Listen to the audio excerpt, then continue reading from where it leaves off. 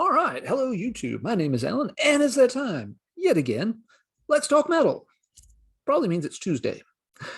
Tonight, I'm going to talk about something that's been on my mind for a long time that I've noticed collecting records over the years.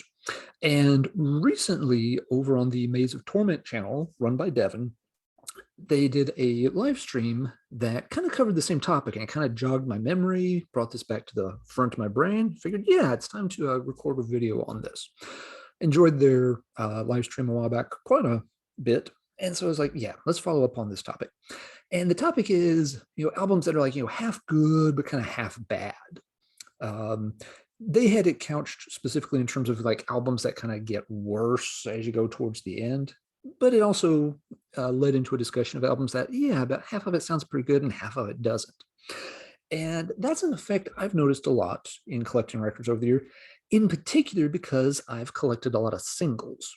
And when you collect singles, that effect can be very pronounced. I refer to it as the killer filler effect, because you get one song that's an absolute stone cold killer, and you get a song on the flip side that is just filling up space, and you kind of wish it wasn't there.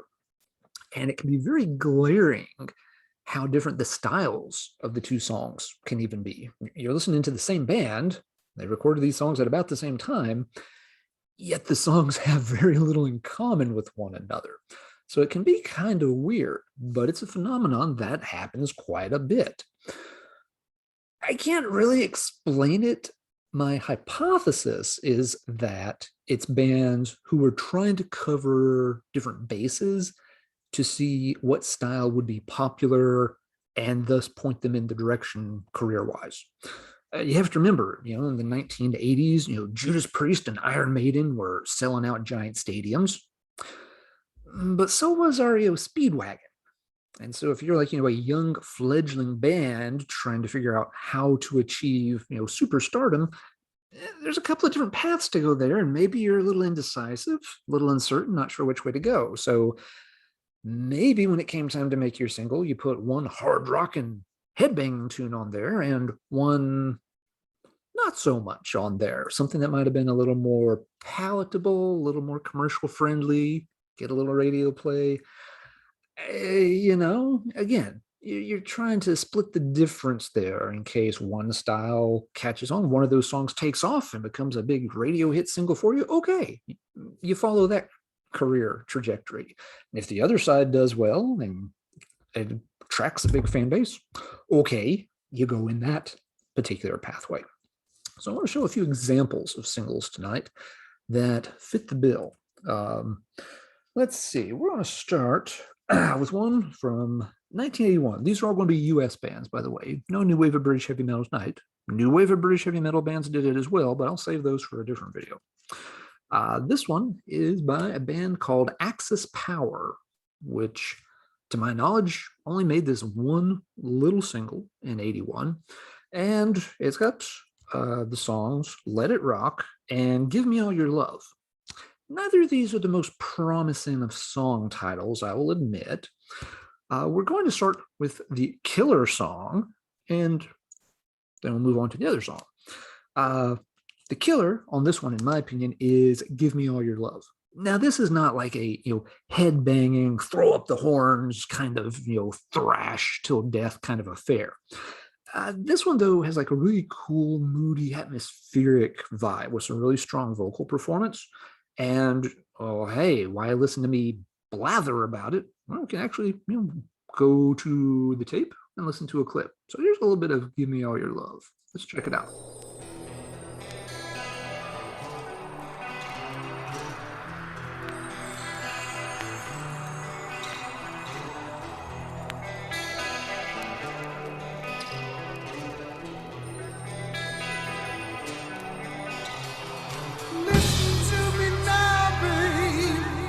I'll give you desire. Listen to me now, babe. I'll set your soul on fire. I know just what to do. Oh, baby, you know it's true. I know just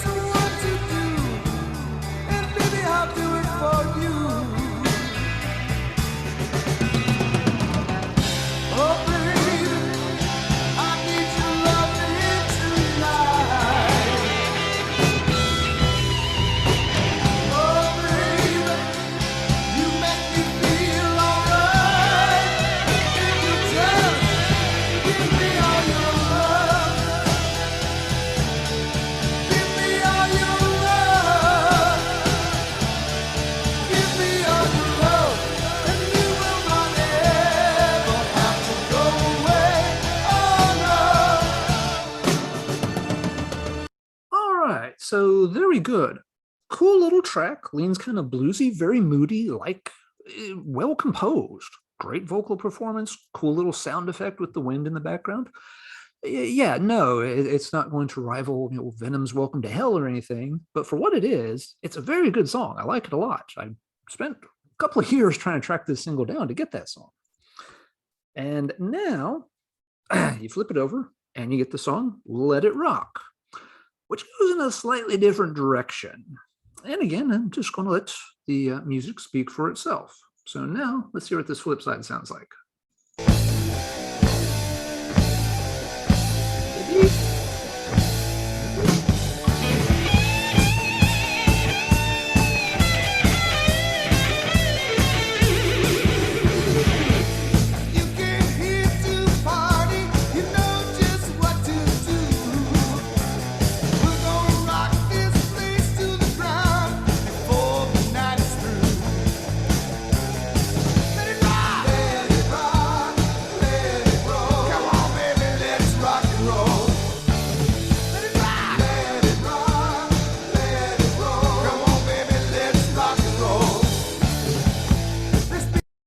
Okay, that's enough of that. Sorry about the sunglasses there. I promise I won't do that again. Yeah, the guys in Axis Power going in a very, very different direction there with some feel-good frat boy party rock and roll, I guess. No atmospherics, songwriting that, well, feels like it's been done many, many a time. None of that cool, unique vibe that was on the flip side whatsoever. So yeah, a little disappointing there on the backside, but you can see what I mean, where these bands would go for a very different vibe on each side. And hey, maybe the AOR crowd really picks up on that first track and launches your career. And maybe the Gamma Gamma Gamma frat picks up on the other side and plays it to death, and you become the next MTV sensation. I don't know. That's my working guess as to what these bands were up to. But anyway, Axis Power. I like the single for the Give Me All Your Love side, if nothing else. All right, next, another one from 1981. So again, pretty early on here in US metal terms. Lars hadn't even really hung up the tennis racket at this point. This one is from a band called Excalibur, spelled incorrectly in good 1980s fashion, of course.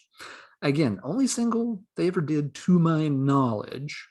This one pairs the tracks Dark Stranger and Fire.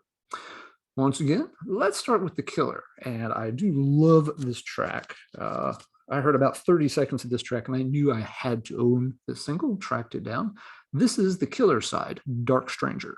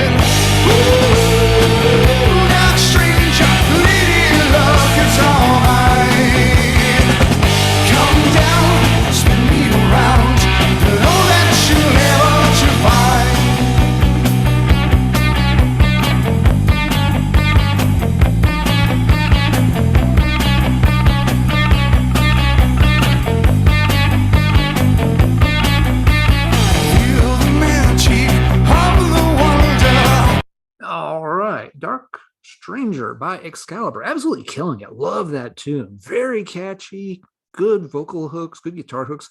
Love just the little simple guitar notes.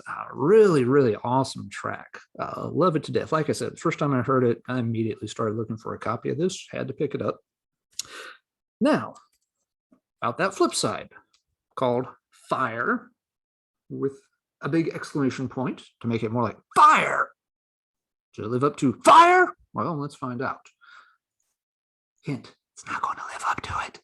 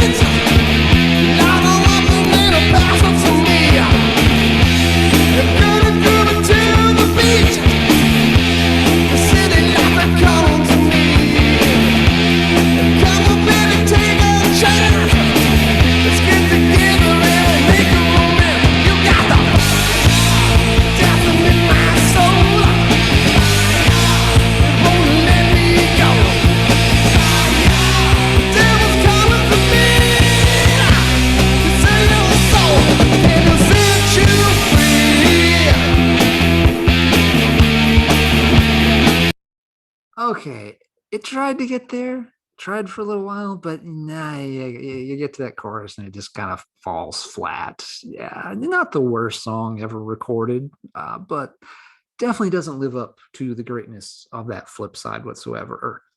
Dark Stranger, that's immortal. That's classic. Fire, yeah, that's pretty weak sauce. So yeah, Excalibur did leave us with at least one absolutely awesome song. So can't be too mad at him for dropping the ball there on the B side. Okay, let's move on to track number 3 here, or single number 3.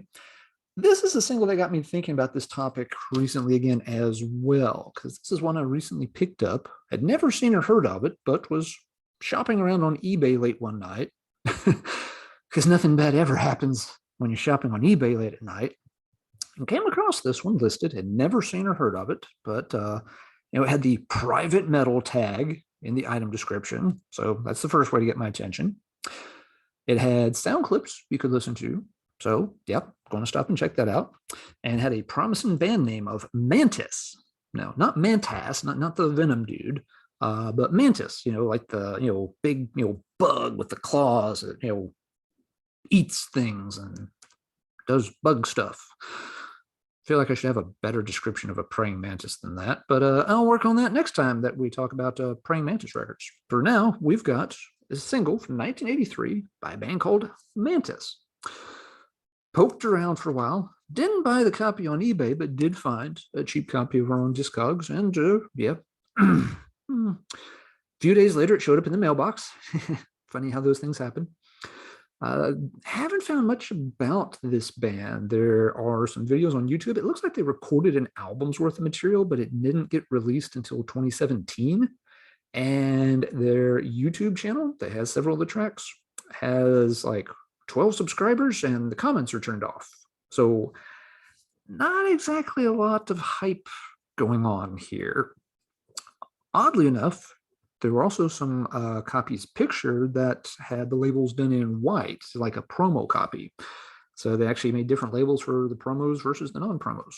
Wacky. Anyway, this one has the tracks Love from the Heart, backed with Forever With You. And right away, the song titles are making you think neither of those is going to be very good. And that was kind of my first impression when I saw this eBay listing as well. But again, they were smart, put up some clips so you could check them out. And it turned out that you get one really cool track and one other track. As we've been doing, let's start with the really cool track, which in this case is the one called Love from the Heart. Here we go.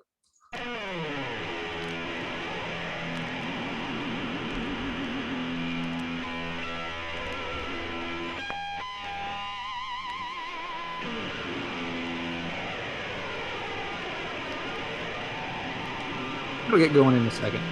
It'll get to our feedback to start us off.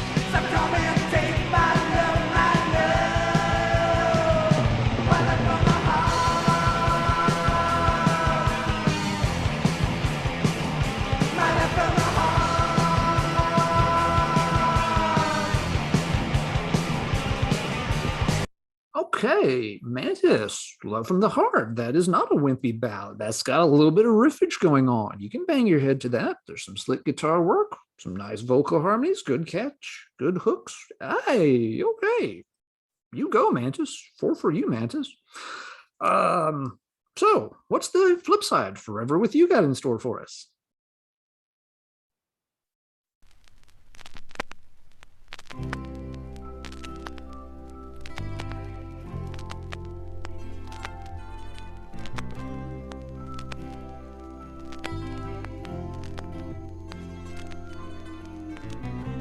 Tenderness and affection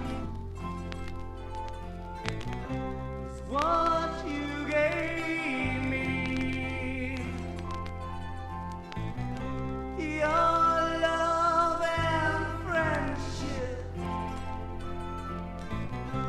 is what made me.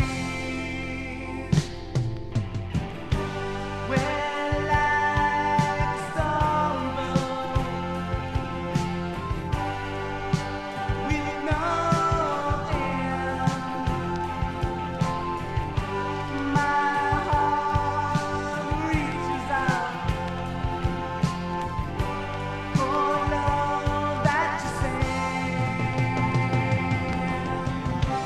Forever with you, you're always there. Forever with you, show me you care. I'm pretty sure that was playing during my 7th grade dance. You know, the one where the boys stood on one side of the gym, the girls stood on the other side of the gym, and everybody was too embarrassed to go talk to the people on the other side of the gym because you're at that awkward, early teen phase where, you're having feelings and stuff, but you haven't gotten used to them. And eventually you go over and you ask Debbie if she'd like to dance, and she kind of giggles and looks at you funny and says no, and then turns around and giggles with all her friends. And then you go back to your friends, but they're all pointing and laughing at you, which is making you feel worse. But y'all just tell them, like, hey, shut up, man. At least I had the balls to go over there and ask David to dance. I don't see you do anything except standing over here with your hands in your pocket. And, YOLO man. Where was I? Oh, yeah. Forever With You sucks. A few minutes ago on the other side, we were rocking out pretty good. Love from the Heart. And they were definitely looking to conquer intermediate school gymnasiums everywhere with that flip side. Mantis. Still glad I got it. Again, I heard they had clips of both sides. To be fair, the eBay auction, now, if you want to be a scumbag on eBay, what you do is you put a clip from the good track up, and you don't put any clip of the other side up, so that the person buys the single thinking, both songs are going to rock out. And then, blam, you drop Forever With You on them, and they start to have the buyer's remorse. This seller, straight up, they had clips of both songs on it. So, when I tracked the copy down, I knew what I was getting in for. But I decided that, that first song, that is quality material. It is worth picking up, even if it means I'm never going to be able to wash Forever With You out of my ears. Price you pay. All right, we got one more tonight. And this may be one of the most egregious examples of the killer filler single syndrome I've ever come across on private US heavy metal single releases from the early 80s. This one's by a band that I guess is called Savage. It's not necessarily really clear. The label says Savage Records. Doesn't really have a band name listed on it technically, but the few places that have referenced it have it listed under the name Savage. It's made by what looks to be a couple of brothers. There's a B. Harris in the band, and there's a D. Harris in the band. And they recorded this in 1985. So these guys meant to go by some other name. Well, you know what? You should have put your band name clearly on the label, because we're just going to call you Savage, because that's what we got to work with, because I don't think anyone's ever tracked them down. Anyways, this obscure one from 85 pairs up the songs Streetwise on one side, and there's another song on the flip side, which we'll get to in a minute. Streetwise, however, let's check this one out first. This one is a pretty cool little track.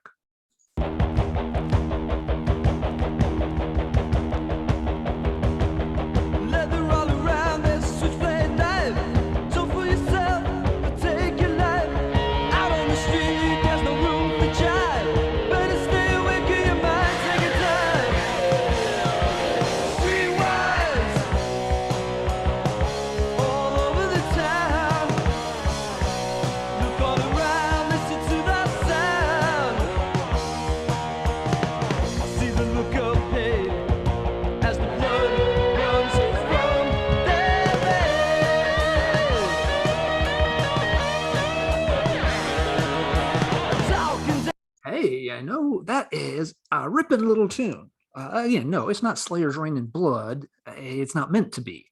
But yeah, cool guitar tone, very catchy, nice hooks in both the vocals and the guitar lines there. Cool track. Love that track. First time I heard that track, fell in love with it. Unfortunately, at that time, it was a vinyl dealer who had it, and he wanted a lot of money for the single. Could not pay that much for it, but kept an eye out for it. And after looking around for a couple of years, did find a copy at a price I could afford. So I was very happy to get that. Yeah, Streetwise, really cool track. And so then you flip it over. Your hopes are high because you've just heard a pretty awesome little rockin' tune. And you find that on the flip side, there's a song called Childhood Sweetheart. Now, before I click this with a song like Childhood Sweetheart, they say you should never judge a book by its cover or a song by its title. But let's be honest. We know this isn't going to end well. Even if this wasn't in a killer filler video, there's no way this song title is going to work out. But let's see just how bad it is. It's going to be bad.